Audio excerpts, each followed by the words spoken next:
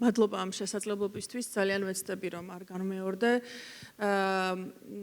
პირდაპირ ვიტყვი რომ ეს კანონი არა, კონცეფცია თავისი არსით არის ავტორიტარული, ზღუდავს უნივერსიტეტების ავტონომიას ყველასი, კერძო თუ სახელმწიფოსი და ზღუდავს უმაღლესი განათლების პროცესში ჩართული ყველა აქტორის, ადმინისტრაციის, სტუდენტის თუ აკადემიური პერსონალის არჩევანს და თავისუფლებას. ეხლა აქ უკვე გაჟღერდა ეს და ძალიან მნიშვნელოვანია ესეც უნდა აღინიშნოს, რომ თვითონ ამ კონცეფციამ იმთავითვე არ წამოიღო ძალიან დიდი წინააღმდეგობა და ცოტა დაბნელობა შემოიტანა, იმიტომ რომ როგორც ავტორიტარულ რეჟიმებს ჩვევიათ და ეს ჩვენი ავტორიტარების ინოვაცია არ არის კარგად დამკვიდრებული ავტორიტარული პლეიბუქიდან, ანუ სახელმძღვანელოდან არის აღებული ეს მიმართება. აქ ორი მიმართება არის მინიმუმ. ერთი, ნახევრად სიმართლეების სწორად იყო აღნიშნული და მეორე ნორმატიული სარჩული, რომ თითქოს ამ რეფორმით გაუმჯობესდება რაღაცეები. ანუ პრობლემური მხარე, რა თქმა უნდა, ყველას გვესმის, რომ განათლების ხარისხი შეიძლება კიდევ უფრო გაიზარდოს და დაიხვეწოს. ყველას გვესმის, რომ უნდა გაიზარდოს სტუდენტთა დასაქმება, უფრო სწორად კურსდამთავრებულთა დასაქმება. ყველას გვესმის რომ მეტად უნდა პასუხობდეს საგანმანათლებლო პროგრამები ბაზრის მოთხოვნებს, მაგრამ ამ კონცეფციაში ეს მიზნები და ეს მიზეზშედეგობრიობა თავდაყირად დგას, ზოგიერთი პრობლემის გადაჭრა ეწინააღმდეგება ზოგიერთ მიზანს და ზოგიერთი მიზანი საერთოდ საწინააღმდეგოა დასახელებული პრობლემის.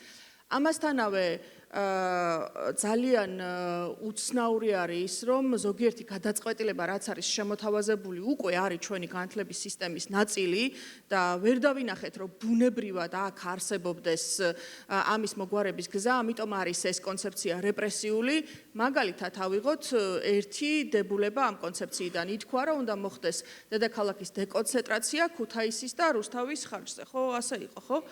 აი ქუთაისში მაგალითად არის 3 უნივერსიტეტი, თქვათ ბოლო 10 წელია, ხო? რიცხვები ამოვწერე 2024 წელს მაგალითად აკაკი წერეთლის სახელმწიფო უნივერსიტეტმა მიიღო 1921 სტუდენტი, ქუთაისის უნივერსიტეტმა მიიღო 52 სტუდენტი და ქუთაისის საერთაშორისო უნივერსიტეტმა მიიღო 287 სტუდენტი. ანუ სადღაც 2350 ადამიანმა ბუნებრივად გადაწყვიტა, რომ მას სწავლა სურდა ქუთაისში. და ეხლა ამ ცვლილებით ჩვენ და აქ ითქვა კიდევაც ხო რიცხვები დაახლოებით 30000 ადამიანი აბარებს პირველ კურსზე ყოველ წელს. აბიტურიენტი არის უფრო მეტი, მაგრამ თუ გამოვაკლებთ ვინც რეგისტრირდება, იმათ შორის არიან მე-11 კლასელებიც, ასე იყო მანამდე, თუ გამოვაკლებთ ასევე ქართული ენის მომზადების პროგრამაზე ჩარიცხულებს, საშუალოდ ყოველწლიურად რიცხვს თუ დავამრგვალებთ 30000 აბიტურიენტი აბარებს. ამ 30000-დან 2500-მა ბუნებრივი მოტივაციით, სურვილით, სტუდენტმა, ოჯახმა, დაწესებულებებმა, უმაღლესი განათლების დაწესებულებებმა, რომლებიც იქ არიან, შესთავაზეს ეს პროგრამები და მათ ეს არჩევანი გააკეთეს. რუსთავზე ვერც ვილაპარაკებ, იმიტომ რომ კაცმა არ იცის საერთოდ მოტივაცია რა არის, ან როგორ გადაეწყო, მაგრამ ცოცხალი მაგალითით ვიმსჯელოთ, ხო? რატო არ წავიდა უფრო მეტი ქუთაისში, ხო? ესე იგი ჩვენ ეს ქართული ოცნება გვეუბნება, რომ უნდა რეპრესიულად, ძალდატანებით გავზარდოთ იმ ადამიანების რიცხვი, რომლებიც სწავლენ ქუთაისში, ხო? კარგი, მოდი ვთქვათ, ამის მიზიდულობის ძალა რა უნდა იყოს გონივრული, ხო? კარგი ინფრასტრუქტურა, კარგი ლექტორები, კარგი პროგრამები, მაღალ აკრედიტებული და ავტორიზებული და ასე შემდგომ, ხო?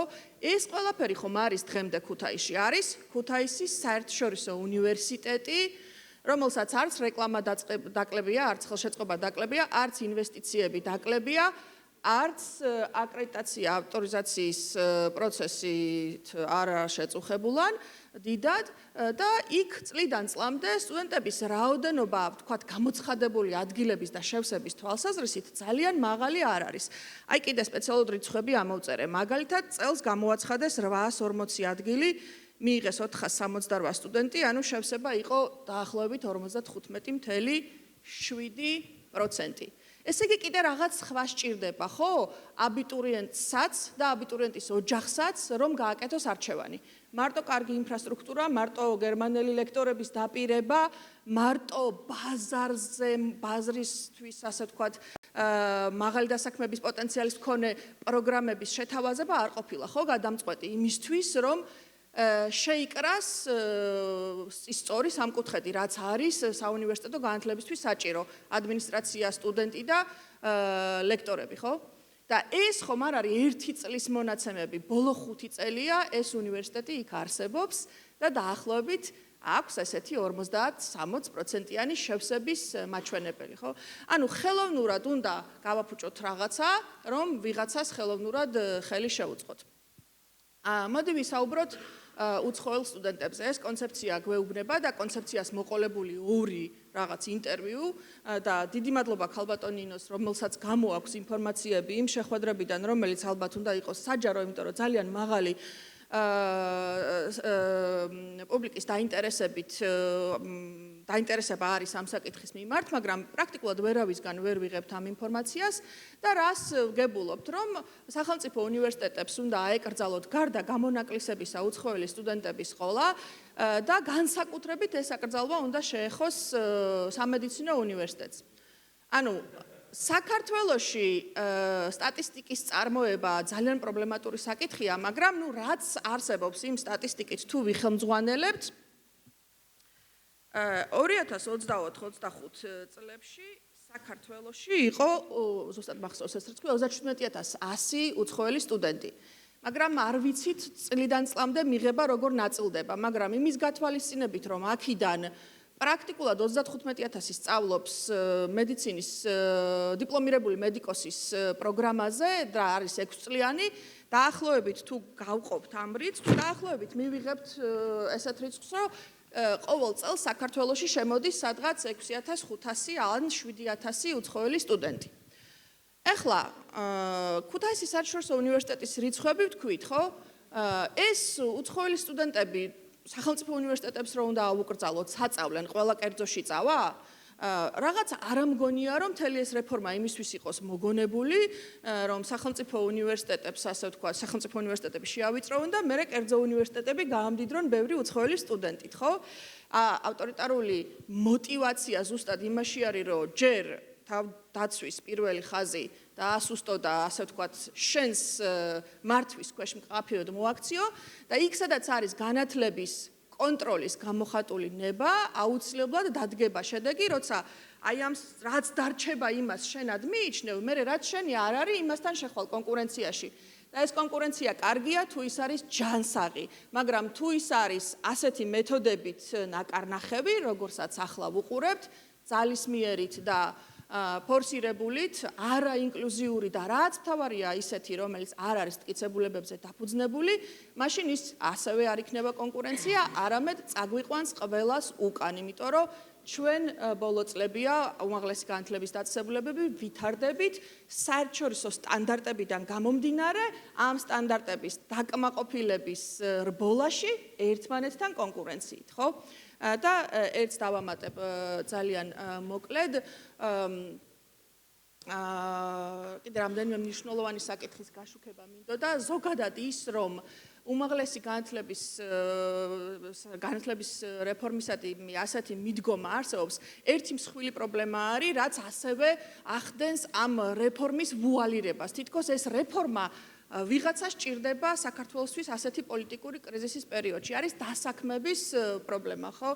მართლაც არის ეს დასაქმების პრობლემა, მაგრამ ეს ისეთი პრობლემა არის, რომელშიც ერთი თითი რომ უმაღლესი განათლების დაწესებულებებისკენ არის გაშვერილი, 4 არის გაშვერილი მთავრობისკენ, ხო? ამდენი წლების განმავლობაში არც განათლების ბიუჯეტი არ ყოფილა ეფექტურად დაგეგმილი, კვლევებზე ძალიან ცოტა რაოდენობის თანხა არის გამოყოფილი, ისევე როგორც დასაქმების მაჩვენებელი ისეთ კრიტიკულ სფეროებში, როგორც არის სოციალური მეცნიერებები, მაგალითად საჯარო მმართველობა, პოლიტიკის მეცნიერება, საერთაშორისო ურთიერთობები, უცხოენები, ისტორია და ასე შემდგომ დაბალი არის, იმიტომ რომ მრავალი წელია ჩვენს ქვეყანაში ვერ შედგა პოლიტიკის კეთების მტკიცებულებებზე დაფუძნებული პროცესი. ისეთ სახელმწიფო მმართველობაში, სადაც არ არის მოთხოვნა სამეცნიერო კვლევაზე, მტკიცებულებებზე, მიზეზშედეგობრიობაზე, ამ მიზეზშედეგობრიობის დამტკიცებაზე, ხო, მონაცემებით ჩვენებაზე, რა თქმა უნდა, ეს მაღალ ინტელექტუალური პროფესიები დარჩება მოთხოვნის გარეშე და ვინც საქმდება, ისიც ძირითადად საქმდება არა მერიტოკრატიულად, ხო?